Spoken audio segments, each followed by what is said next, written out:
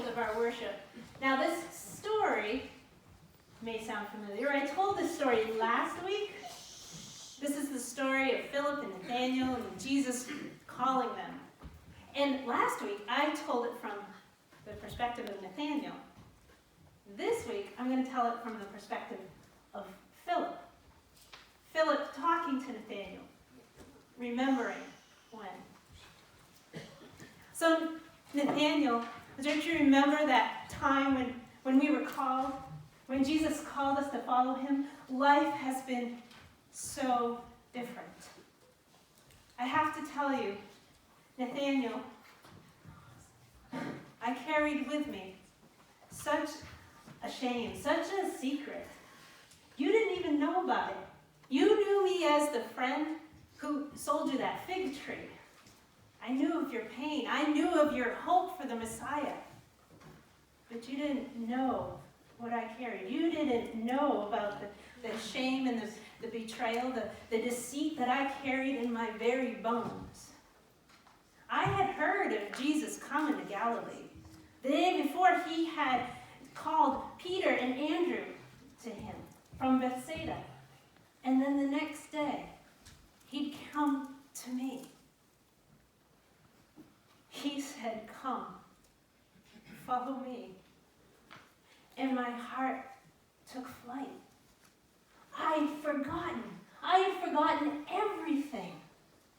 everything that I knew, every good reason why I had no business to follow him. No business to reach out. See, Nathanael, you know the story of Moses. After he killed that Egyptian, he ran. He was hiding from God. Nathanael, you know that story of Jacob. Jacob stole his brother's birthright. He stole his brother's blessing. And he ran. He ran from God. I know that same shame, Nathanael. And yet I forgot it all. I forgot it all when I heard Jesus say, "Come, follow me." And so with this light heart, I ran. And I found you, Nathanael. Do you remember? Do you remember when I found you, what I said? I said, "We found him. We have found the one that Moses wrote about in the law. We have found the one that the prophets preached about. It's him. Nathanael, this is Joseph's son. This is Jesus of Nazareth." Nathanael, and I remember your bitterness, your sarcasm, how you just laughed and said, "Really? Is there anything good that can come out of Nazareth?" I know better than to argue with you, my friends. So I just told you to come and see. When we were still a ways off, remember Jesus, he called out, "Ho, there comes an Israelite without a deceitful bone in his body."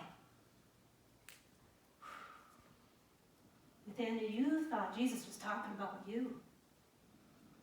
I knew he was talking about me. That he knew every reason why I shouldn't be following him. But Nathanael, I just listened because I remember you said, "Well, how do you know me? Why do you say this?" And you remember Jesus said, "Well, long before Philip called you, I saw you under that fig tree." Nathanael, you knew a welcome in that moment. You knew that God saw your great hope. And you heard and you recognized and you called out, "Rabbi, Son of God, King of Israel." You knew who Jesus was. And yet in my shame, I could feel just within me everything curling up. I had no business being there. Jesus then said to you, "Nathanael, you believe simply because I said I saw you under the fig tree? Let me tell you, before this thing is over, you're going to see the heavens open and the angels descend on the Son of Man and ascend again." Nathanael, everything has changed. Everything has changed since I started following him. Because you got to know, when he said that, he pulled forth that story. He pulled forth that story of Jacob having wrestled with God, having fallen asleep.